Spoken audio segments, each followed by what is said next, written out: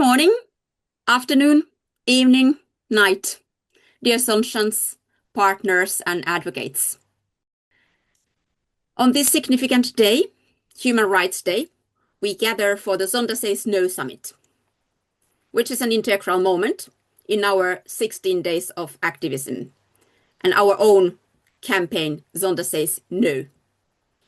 Some of you might have already attended our first session, so some of the words what I will note are familiar to you, but of course this session is a totally different session and with a very interesting content.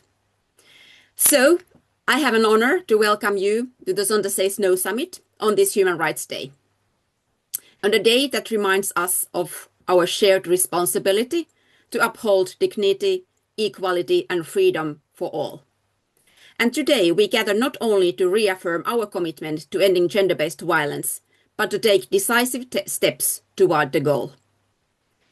Just when we began our Zonta Says No campaign this year, Zonta International issued a clear and urgent call in our statement, Zonta International demands action.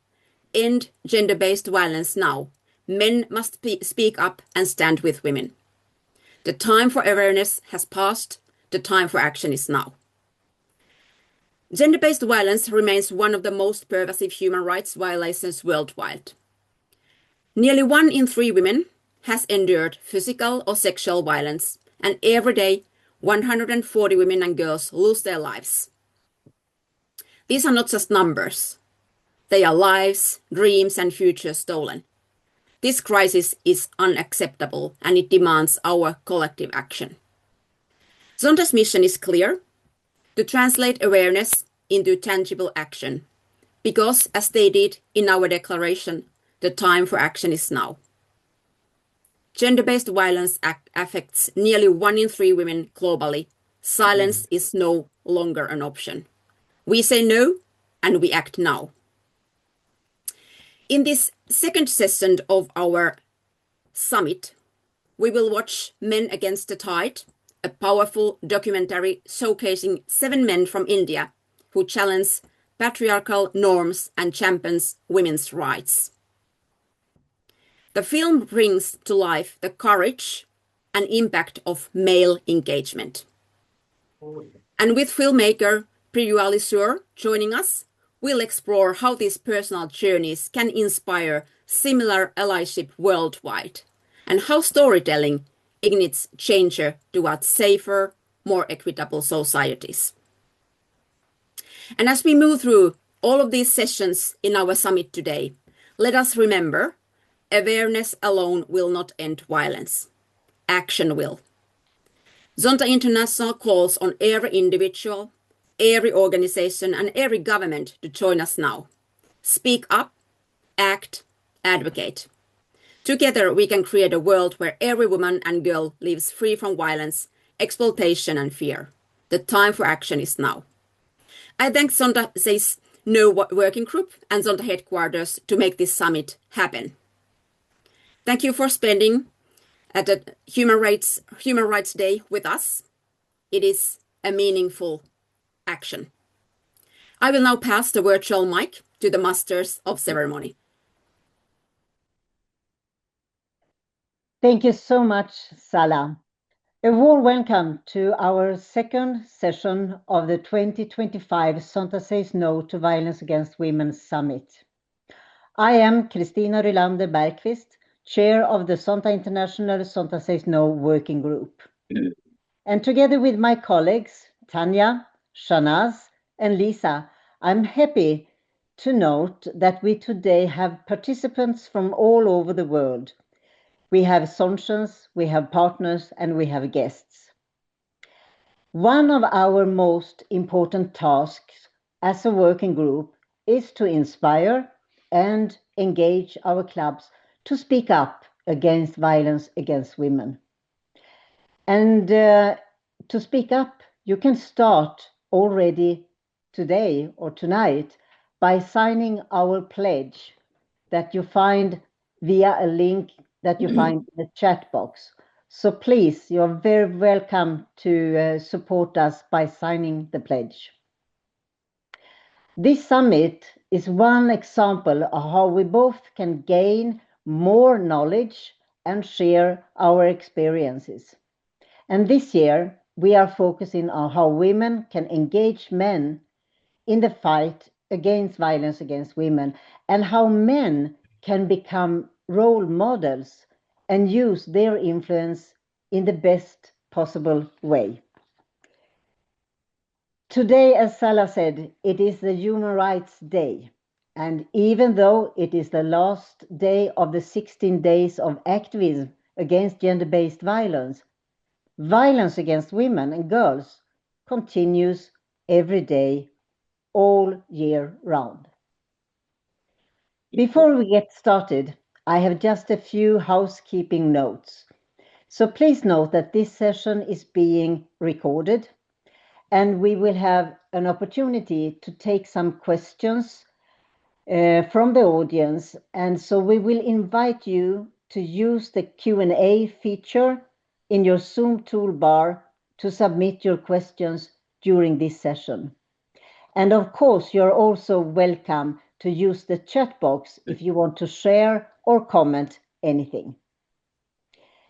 Today, we are honored to welcome Priyali Sur in just a moment, and we are eagerly looking forward to see her documentary and listen to her thoughts on allyship and social change. I would now like to invite one of our Zonta Says No working group members, Shanaz Nathani, to introduce our speaker. You're welcome. Good evening, everyone. We will begin this session with a special screening of Men Against the Tide.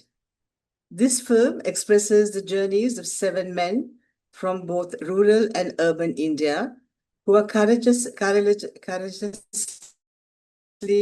challenging entrenched patriarchal norms and advocating for women's rights. This film was produced for USAID's Women and Girls Lead Global campaign. After the film, we will be sharing a conversation with the filmmaker and journalist activist Priyali Sur. Priyali is an experienced and award-winning multimedia journalist and documentary filmmaker with extensive experience reporting on social justice, gender and refugee issues across South Asia, Africa, Europe, and the Middle East. She was a former news anchor and reporter for CNN, IBN in India. She has publications in CNN, NPR, PBS, and The Guardian. Priyali is also the founder of the Azadi Project, where she has built and implemented leadership training, job skills, and mental health support programs for refugee and marginalized women from some of the most conflict-affected areas. We will now view the film.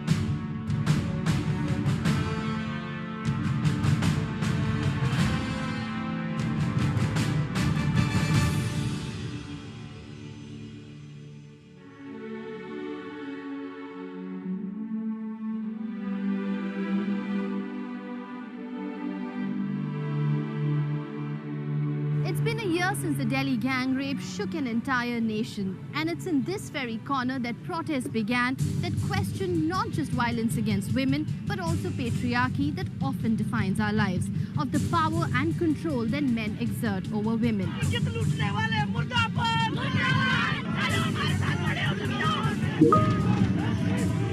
But is subscribing to this patriarchy and false bravado heroism? Or is standing up for women and their fight true heroism? In the next half hour, we travel across the country and meet men who are rewriting rules with women.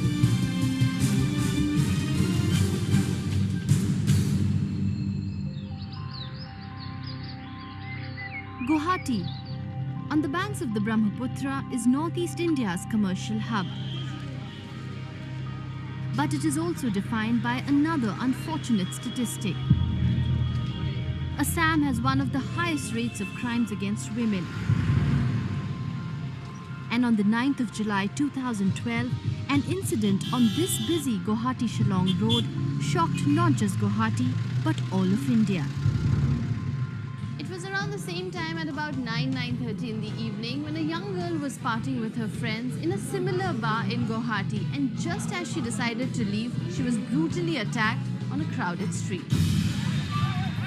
Dragged onto the crowded street by a mob of men, she was sexually assaulted and humiliated as a busy city and its people just looked on.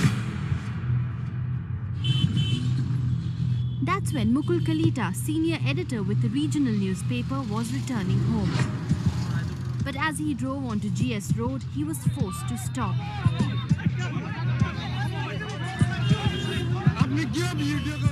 आप देखा एक लड़की दौड़ के आया था पीछे एक मोड़ तो देखा लड़की हमारा विंडो में गाड़ी का विंडो में आया आके हमको बस है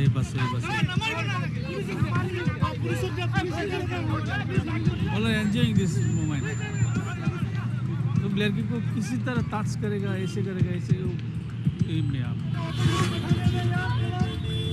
मैंने तब पुलिस को फोन किया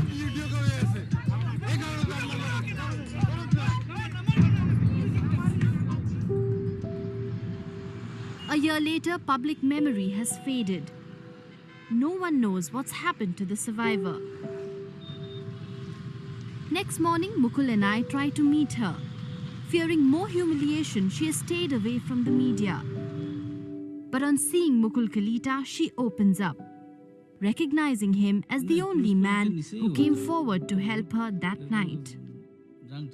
जब अंकल को मैंने देखा तो अंकल को पकड़ लिया था मैंने अंकल मेरा पापा जैसा है आप बस आइए प्लीज़ ऐसे बोला तो तब अंकल ने जितना भी हो सकता है अपने आप से मुझे सेव किया उसके बाद भी लड़का लोग अंकल को भी अटैक करने वाला था उस टाइम ना फिर भी नहीं माना अंकल ने चिल्ला के बोला रुको ऐसा मत करो ऐसे बोला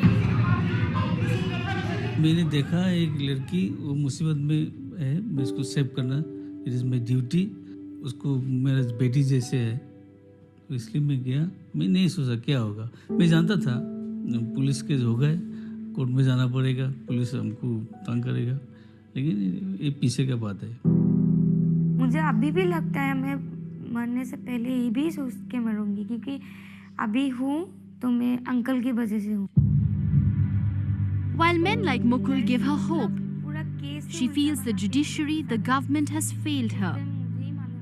She reveals that all the 11 convicted in her case are out on bail. Society में तो हम जैसे रहते हैं मेंटल रेप होता है हमेशा हर दिन कोई भी डिस्को या क्लब में जाने वाले लड़के खराब नहीं होते जिस लोग खराब नज़र से देखते हैं वो लोग खराब होते हैं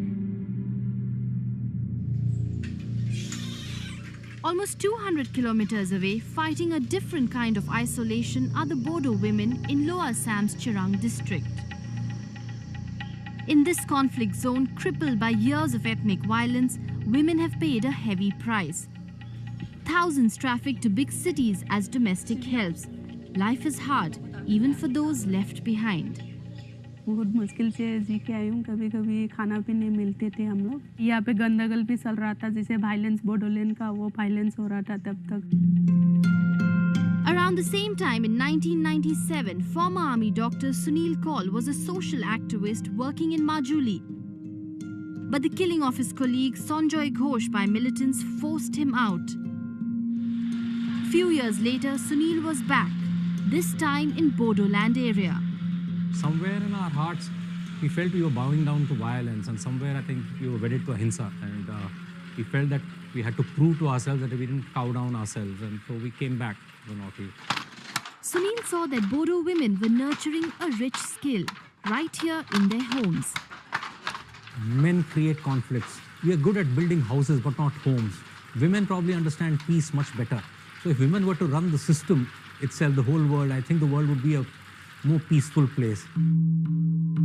With that simple idea, Cole set up the Action Northeast Trust and the Agor Dagra Afad, an all-women weavers society in 2002.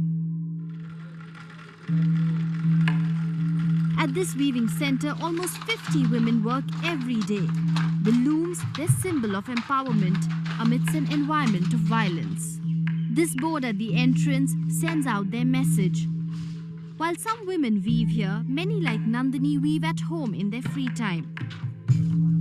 The society is now a network of almost 500 weavers, with their work selling across India and the world. The real change is not just monetary, actually, when we look at it. With great pride, we can say that almost 75% of these women now, and once they go back from here, either get rehabilitated in their own family or get married also. Sunil says he has just been a catalyst. Today, the entire trust, its looms, its business is all handled by the women themselves who carry their skills and story to the world. Now I am very happy. I'm talking English and I'm go to over India and sometimes I'm go to out of country also, there Ethiopia, and I'm learning now English. I'm happy and I'm enjoy for rounding to world. But in stark contrast, in Delhi's red light area, GB Road, it's a different sight. Some 4,000 sex workers work out of over 100 brothels here. Almost all of them trafficked from India's poorest districts, also neighboring Nepal. Many of them minors kept here against their will, facing sexual assault every day.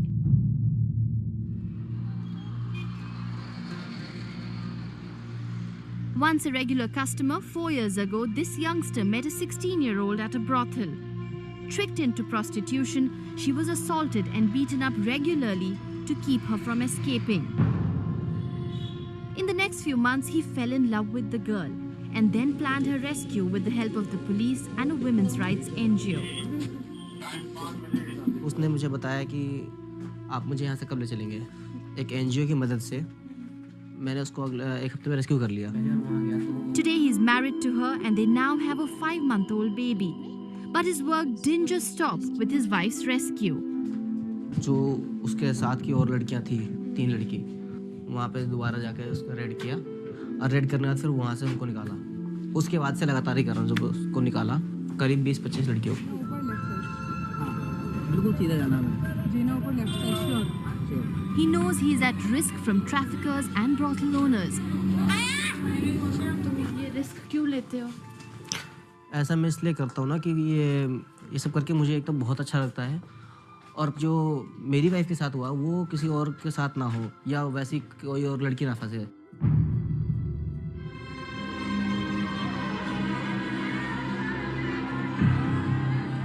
But when families and communities kill their own, what then? लड़के को ना तो शर्म है, ना बाप की डर है। Over the years, Haryana's dreaded Khap Panchayats have decreed or condoned the murder of hundreds of young women and couples. माँ बाप यहाँ के समाज में रहने के लायक नहीं रहता, वो इसलिए अपनी इज्जत न रखना चाहता है, उसको खत्म कर देता है। Close to 80 honor killings are reported in India every month. दिमाग में सबके में फितूर है।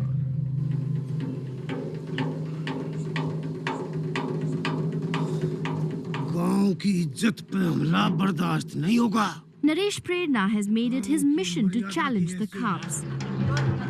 Naresh is trying to change mindsets through street plays.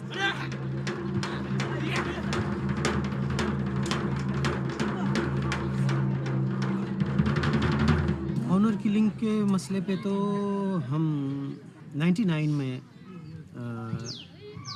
पहली बार एक डिस्कशन शुरू किया हम लोगों ने, लेकिन इस पे बात करना हरियाणा में बहुत मुश्किल है। His troop travels through Haryana's villages, drumming up support against honor killings. खुश थे, इसीलिए दुनिया की आंखों में गड़ रहे थे। Slowly but surely, he believes he can bring about change. आप लोग को अगले परफॉर्मेंस के लिए कभी नहीं लगता, डर नहीं लगता कि हम करें ना करें? खूब लगता है, डर तो लगता है। पहली बात तो ये हम उस डर से कैसे निपटा जाए पर इसकी तैयारी करते हैं।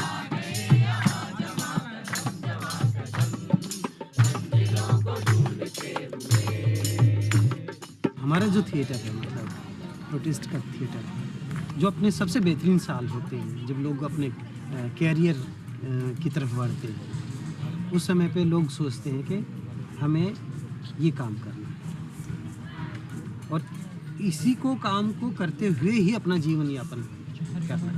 हमारी इंस्पिरेशन वो है हमारे पीछे कि रोजगार के लिए नहीं काम करना है, ये जीवन के लिए काम करना है।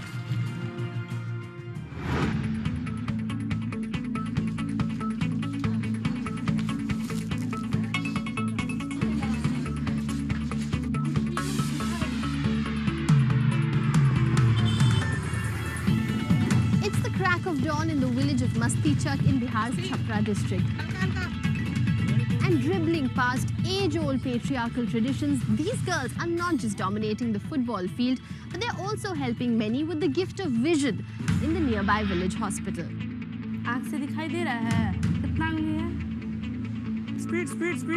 But until a few years ago, this was an impossible sight. Most of these girls would be married off as minors and confined to their homes. But one man decided to challenge this. Mrityunjay Tiwari brought dreams and ambition to girls in rural Bihar, where in 2004 he gave up city life and came to Mastichak. The village then had no electricity and was infamous for its frequent cases of female infanticide. The fact remained that Bihar couldn't grow until and unless girls from rural Bihar came up. Speed! Chala, Zonta, speed! Mrityunjay's big idea was teach the girls football. Use the game to draw them out of their homes. At first, most parents resisted. But Mrityunjay was offering more than just a ball game. Initially, the trade-off was the education which was coming with the football scheme, that I will provide the entire cost of education if the parents allow them to play football. That convinced some parents, and Surbhi was one of the first to join his team. तो बहुत excited हो गया, हम सोचे कि काश हम भी ऐसा खेलते या कुछ भी करते, मतलब हम कोई भी गेम खेलना चाहते थे. She was very shy initially, with long choti and all, and just like most of the other girls and all. And but in 3 months she could walk with a swagger like this. Even as the girls of Mastichak learned life's lessons on the football field, Mrityunjay's other initiative kicked off as well. The Akhand Jyoti Eye Hospital, where the girls first train and then get employed as optometrists. Football became a negotiating tool with the community to actually allow girls and women to search for a viable career with us. Chaya and Chavi are twins who came here 2 years ago. Surviving a tragic past, they fought hard to get to school. मेरी माँ थी और मतलब मेरे पापा जो थे, वो अच्छे नहीं थे. अब कुछ कोई कॉज से, मतलब क्या कारण थे ये तो नहीं जानते, लेकिन वो मेरी माँ को मतलब मार दिए थे. वो लड़की को शायद पसंद नहीं करते थे, तो पहले भी 2 लड़की थी, उसको दोनों लड़की को भी मार दिए थे. But their grandmother stood by them. नानी बहुत मेहनत की, वो स्कूल में जाकर खिचड़ी बनाई, फिर तब हम लोग को पाली. नानी बोलते थे कि हमको तुम लोग को पढ़ाना है, और हम लोग के घर में सब लोग पढ़ा लिखा, वो चाहती है कि कम से कम शादी ब्याह के बारे में नहीं सोचती है, बोलती है कि कम से कम इन लोग को पढ़ा दें. That's when Mrityunjay stepped into their lives. मुझसे मिलने के बाद एकदम अपना जैसा लगा कि हाँ अपना यहाँ पे कोई है. Not just Chaya and Chavi, 140 other girls are dreaming big today. Frankly, they will become an optometrist, that's for sure. But that's not the reason why this is being integrated. I would say we are looking at the empowered women of tomorrow. We are looking at the change agents in society. They are the ones who will inspire more women, more girls to actually come up. But for these girls, their favorite challenge is still taking on the boys on the football field. तो आज का boys versus girls match जो सुबह खेला था, आप लोग 2-0 जीत गए. इसका मतलब क्या है कि girls are and girls always जितना हमसे कोशिश होगा, जितना दूर तक जाना चाहेंगे उतना दूर तक खेलेंगे हम। तो गांव के लिए, मम्मी पापा के लिए ऐसा कर देंगे कि सब कोई एक्साइटेड बहुत ज़्यादा हो जाएगा कि हाँ मेरी बेटी तो कुछ तो की, और गांव से निकल कर वो भी। Today, Mrityunjay's girls make him proud. 22 girls are successful optometrists, 7 girls play football for Bihar, 2 of them play for India. But he says there's still a lot more to be done. When these girls would be able to kick out cliches about them, when they get equal opportunity in life, that's the ultimate kick for me.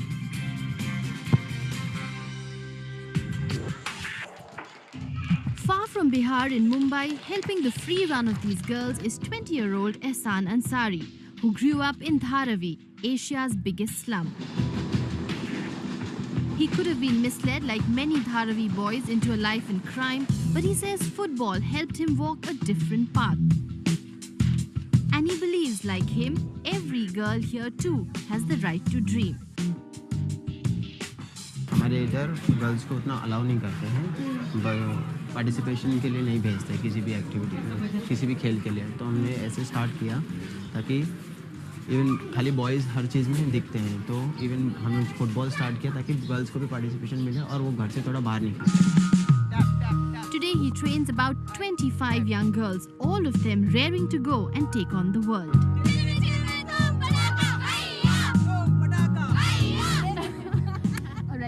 Helping these little girls dream big in a very sporting and innovative way as Ehsan by introducing them to what a lot of people conventionally call a male sport. But away from the lanes of Dharavi and the cities, in the villages there's a deep-rooted patriarchal mindset. We travel 300 kilometers away from Mumbai now to meet a man who's challenging that mindset. In the lap of Sahyadri Mountains is the emerging industrial district of Sangli. But socially, Sangli remains backward. Women here are restricted to their homes, even kept away from temples. But Mahadev, a local farmer, is trying to change that.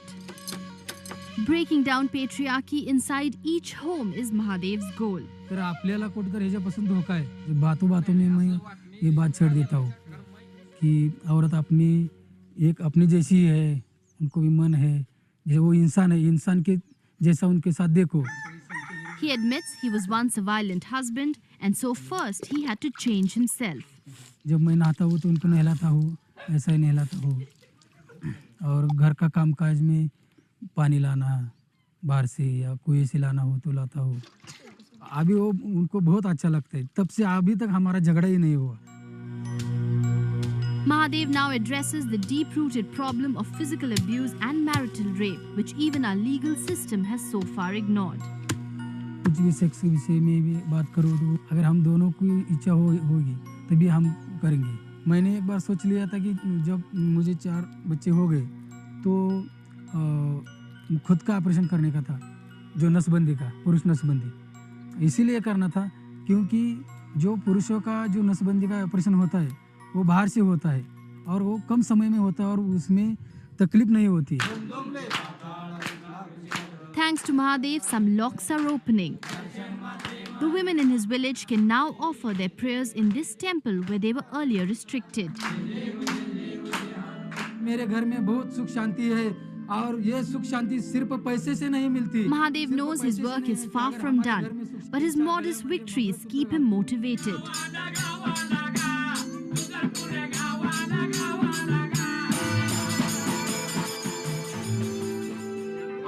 It may be a long time before women in India truly feel safe and empowered.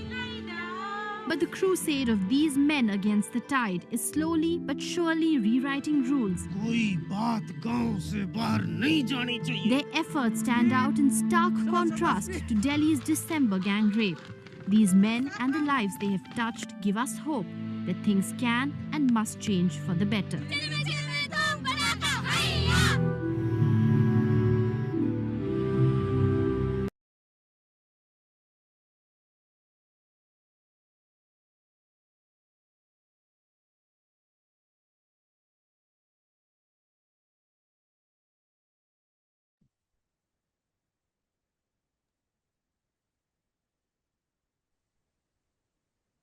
Thank you again for attending this important conversation following the screening of Men Against the Tide, a year after Nirbhaya.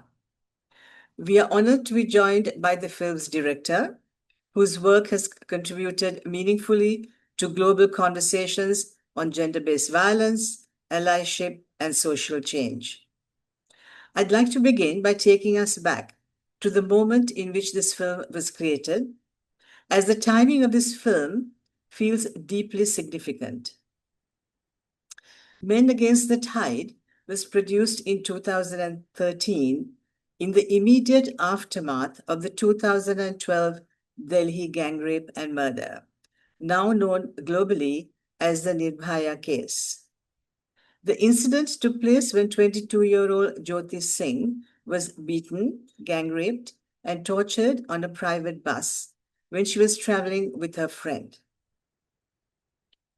All 6 of the people on the bus raped and beat both her and her friend. Jyoti Singh died about 2 weeks later in the hospital. This brutal crime ignited unprecedented public outrage and led to national and international demands for justice and reform. Again, thank you to Priyali for being here with us today. This was really a remarkable film. Before we start, I would like to remind the audience that this is an interactive talkback. And if you have any questions, please enter them into the Q&A or raise your hand at the bottom of your screen and we will call on you.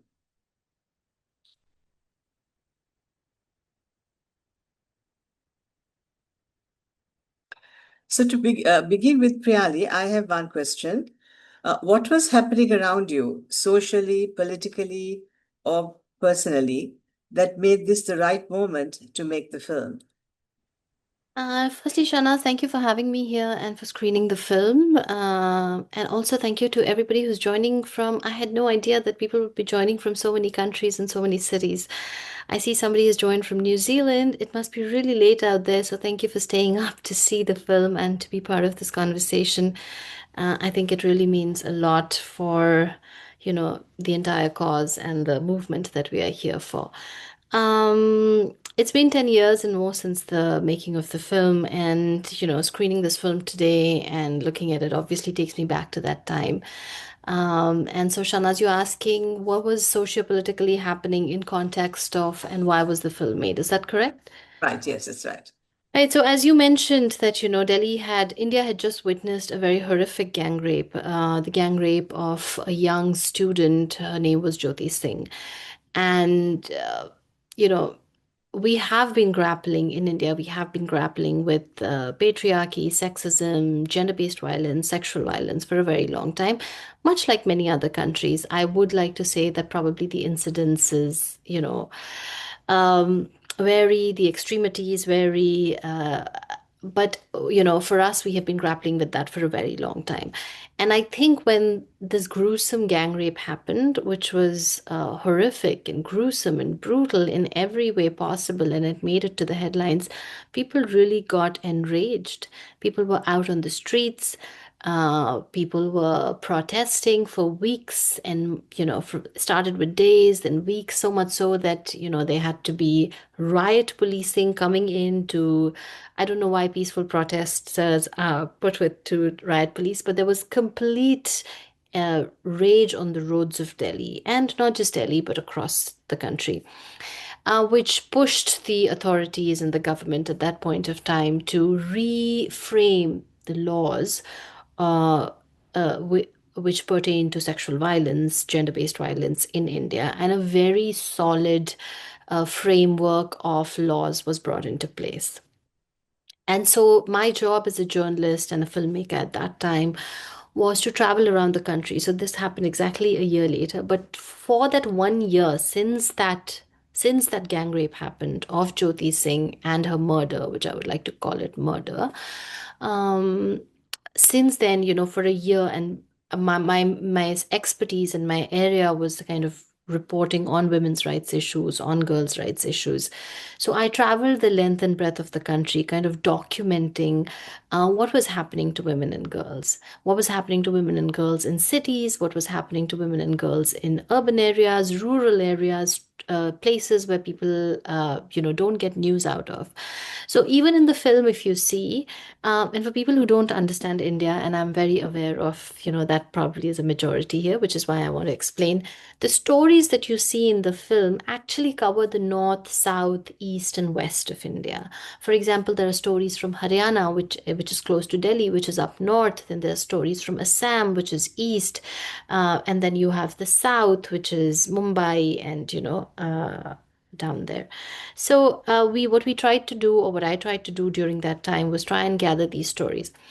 What we also did see was a lot more reporting, not just in the media, not just in social media was there, but wasn't as active as it is today. But we kind of did see a lot of reporting about this.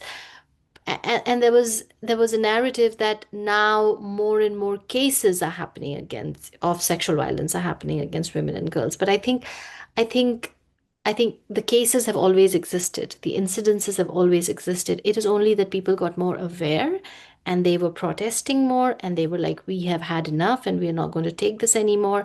And that is why they started going out and reporting about these. But yes, to give some sense of what was going on in India that time and what really prompted us to kind of go around the country and make a film was this. I think I saw Renee had raised her hand. Yes, and I put the question in the question and answer as well. I can. But thank you for this film, and I just wondered what surprised you the most about the men's willingness or hesitancy to talk about gender-based violence.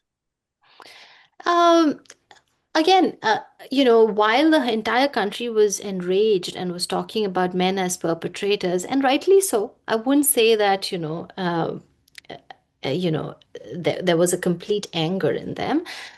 We decided to go out and do a film which, also shows men who are allies. There may be a minority of them, but they do exist. And so we wanted to tell people that yes, that we should be angry and this has happened, and we should talk about all the the sexism, the violence, and everything that happens and that women have to go through. But we also need to recognize the men and boys who are standing up for girls and women. And what are those stories? And are those stories going to inspire other boys and men to kind of change, or are they going to inspire them in hopefully the right direction of being an ally to women and girls? So I think this is where the idea of doing the film came from. Sorry, Renee, what was your question? What surprised you the most? What surprised me about the men, right? I thought, I mean, every story had its different, every story is very different. But I think one thing which is very uniform across all the story is empathy. They are all very empathetic men, and somehow we only relate to empathy with women. Like we're always, just the softness and empathy. When we talk about women, that's when we, these ideas or these virtues are always identified with women. But most of these men that I spoke to were very empathetic, and it is their empathy which prompted them to act. Whether it was rescuing sex workers who were trafficked into sex trade in Delhi, or whether it was coming and fighting a mob to, protect a young woman who had just walked out of a club in the Northeast and she was being attacked by men. So an elderly gentleman putting himself at harm's risk to kind of protect a younger woman. I think all of this had to do with empathy and saying that we are not going to subscribe to this ideology of misogyny. We are not going to subscribe to this ideology of violence on women and girls. So yeah, I think that was it. Thank you. We have a question in the question box from Maria.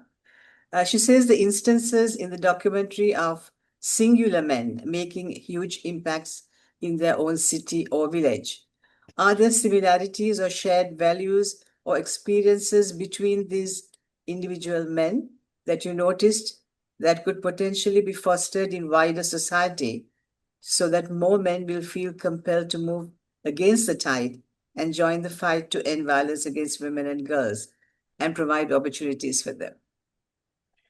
Uh, are there similarities in their qualities or in the work that they do? Yes, I think the very name of the film, like, the why we call it Against the Tide is because all these men have chosen to, go against the norm or the social norm, or the male code or the patriarchal code, and say, we don't subscribe to that. And most of these men have that in common. I think in the last 10 years, and I would like to believe so, that things have maybe mobilized a little bit more towards collective work, not just individual work.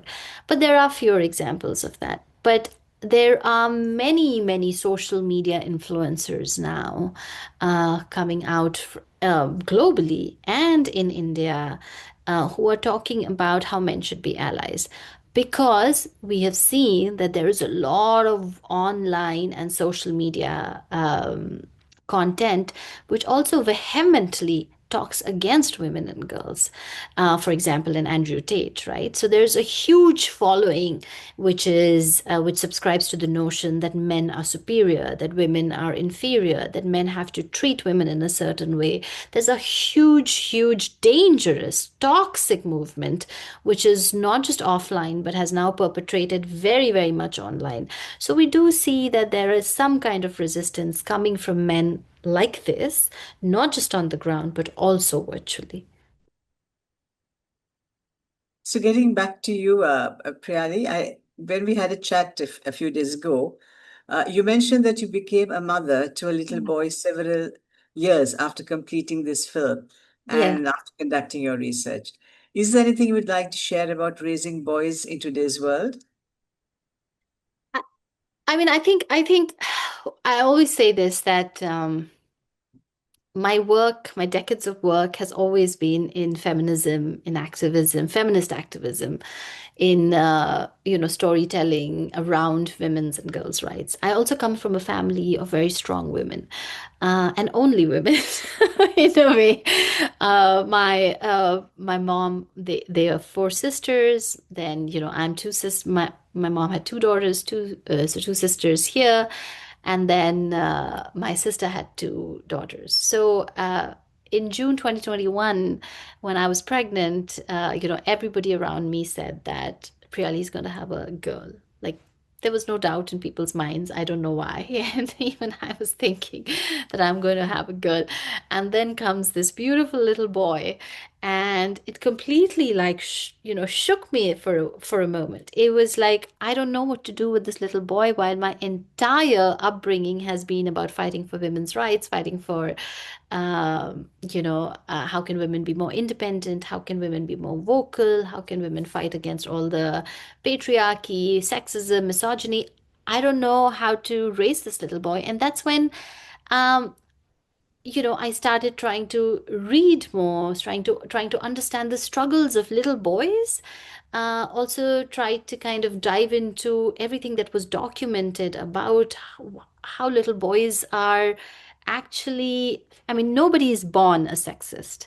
And so my focus since then has been a lot, along with feminist activism, into how boys and men can be allies to women and girls in this movement, and how boys should be raised alongside girls to understand that they are equal.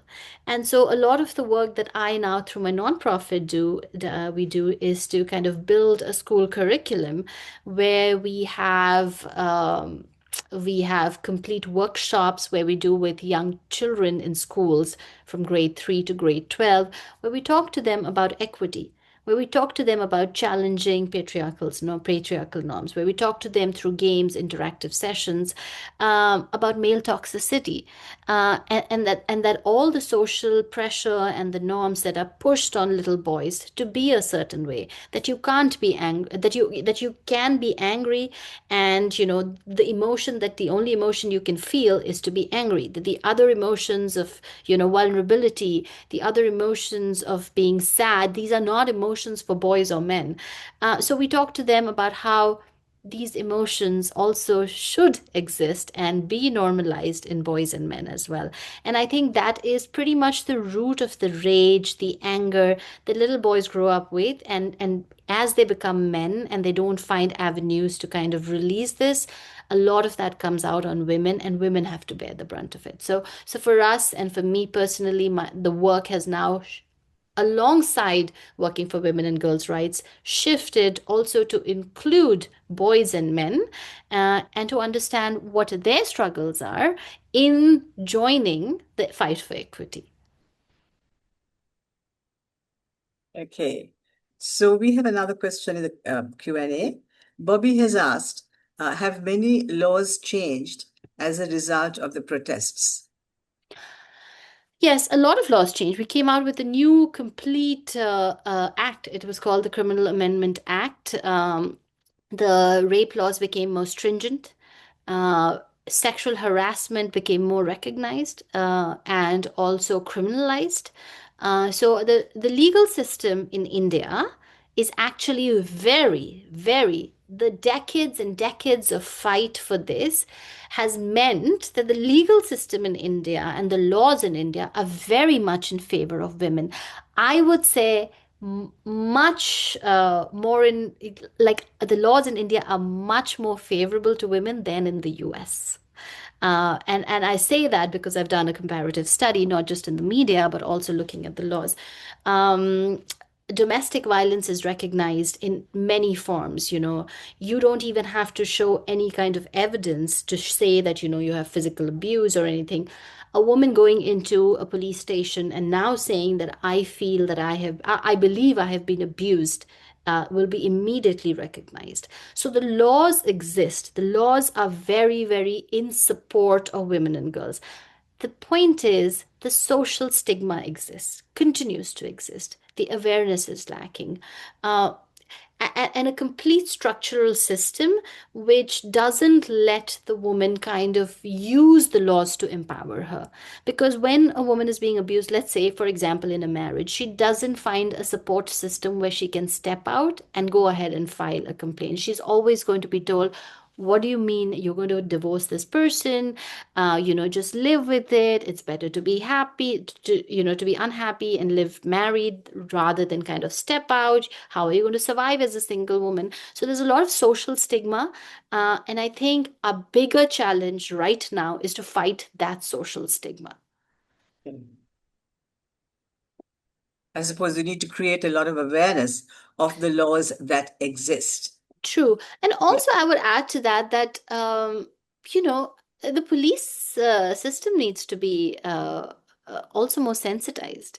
There has been work towards that, but when a woman, and I have gone in so many times with so many women into police stations to file their complaints, but the first thing the desk officer at the police station would say is that, which is extremely mostly insensitive. Do you really want to bring your family matter into the court, or do you really want to bring your family matter into the police station?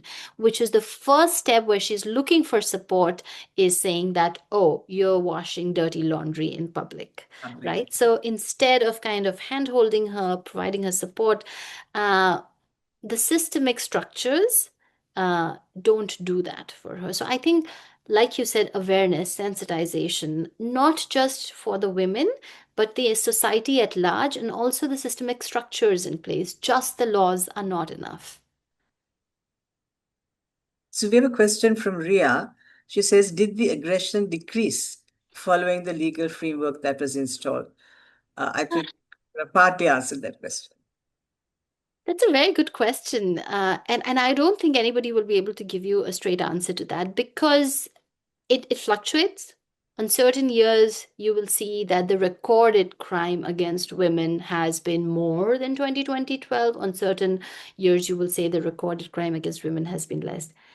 And I would repeat, what is recorded is not the reality.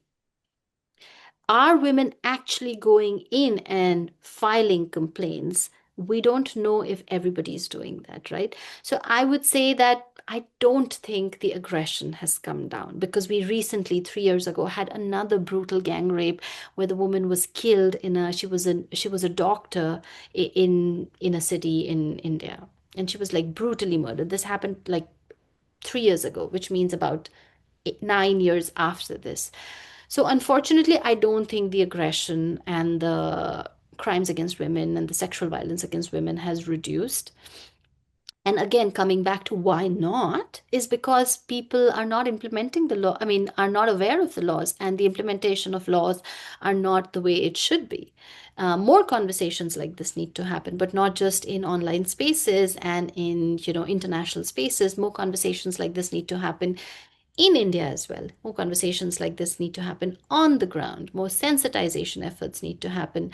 I would also say a lot of funding has dried out for the work people do in the movement for women and girls' rights in India in the last few years, and we don't understand why that has happened. Suddenly, India has dropped from the priority countries, and the women and girls issues have dropped from the priority countries. So even when we as a nonprofit go out and kind of talk about the work we do with women and girls, for example, the curriculum that I spoke about, trying to bring this curriculum to public schools so that children, boys and girls together are learning about gender equity, breaking patriarchal norms.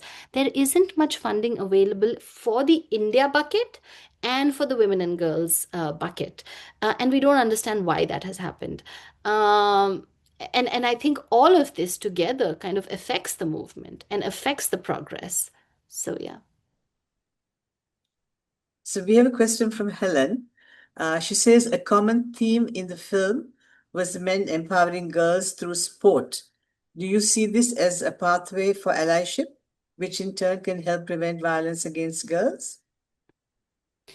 I do think, of course, support is important, but I do think we also have to be very careful about, women and girls are now more empowered in many ways. And they say, we don't want to be protected. We want people to be standing by our side, not being our saviors, right? So I think, and I think boys and men are also kind of, balancing this in a way, or learning to balance this in a way. They don't want to come across as saviors, and they should not be coming across as saviors.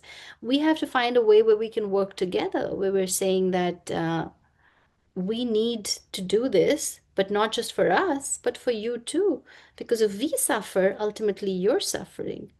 And so this is for the larger good of equity. So yes, I think support is a word that I would say I would still use, but I would be careful in how we kind of frame this allyship. I think being allies is obviously the right word and the right approach. Okay, there's another question here from Ina. She says, do you think that in societies dominated by patriarchy, men's initiatives have more impact on society than campaigns by women? In societies dominated by patriarchy, do men's initiatives have more impact than women's campaigns? Yes, yes. Unfortunately. It's not just in initiatives and campaigns, it is everywhere.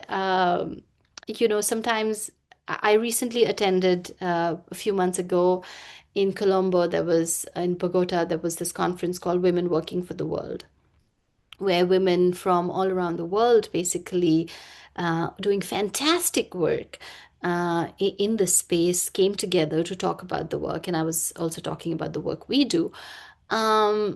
And I spoke about how when there are spaces like these created or conferences like these created, the more number of people you see are mostly women and mostly queer people. Queer people and women are the people who are there in these conferences.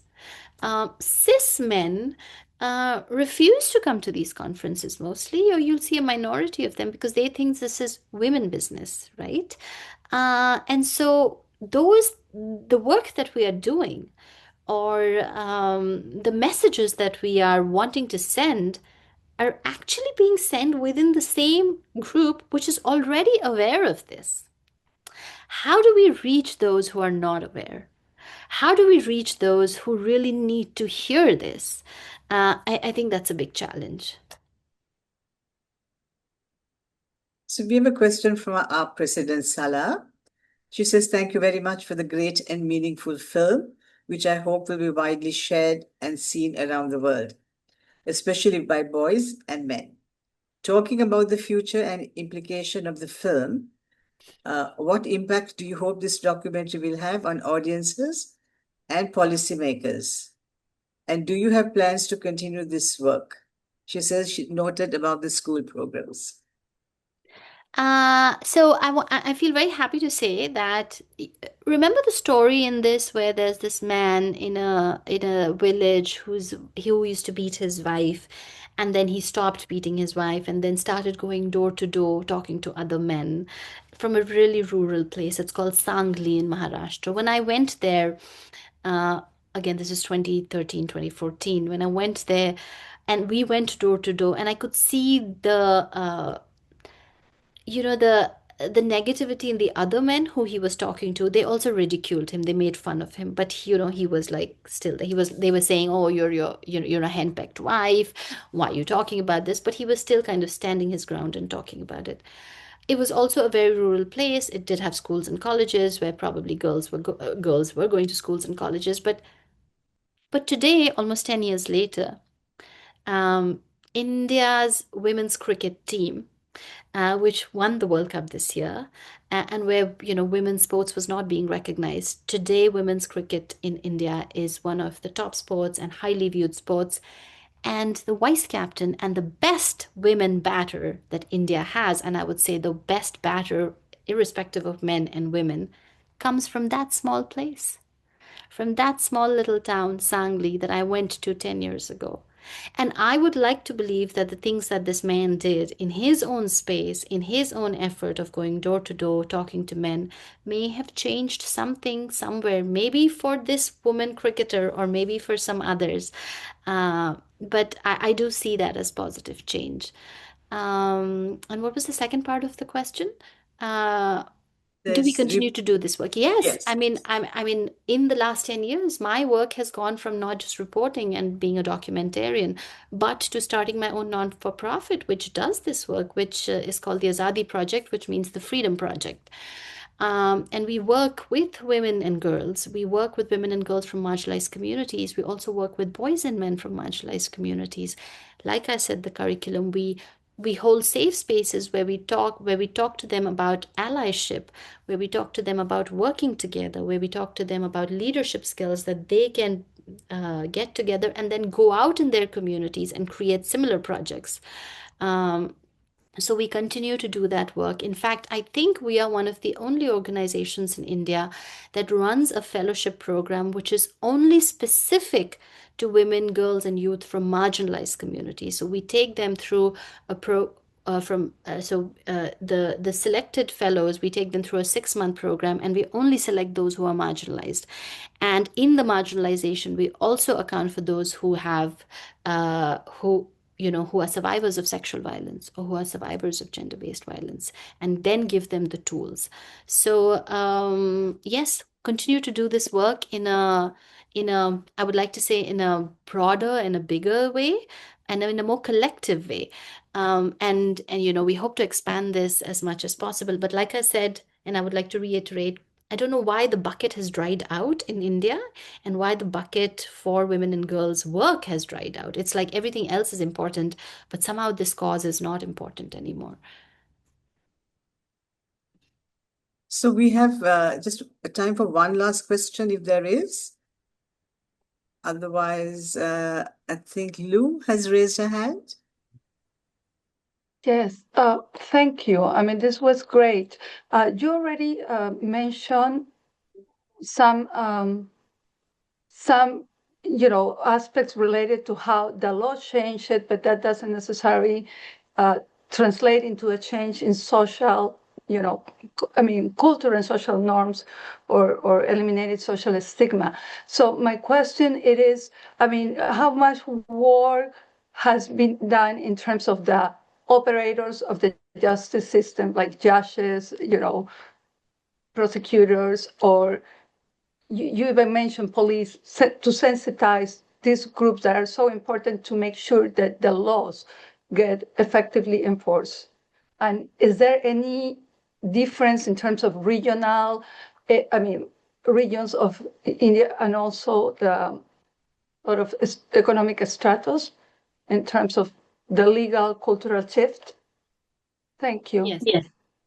I think that's a very good question. I do think there has been a lot of work that has happened. I don't want to negate the movements and the campaigns and the ground effort that not just non-for-profit organizations, but even or civil society organizations, but local activists and some political leaders have kind of taken upon to kind of bring into effect. What I'm trying to say is it's not enough. We need to continue doing this work, and we need to continue doing this work with even more gusto, if that's the word to use.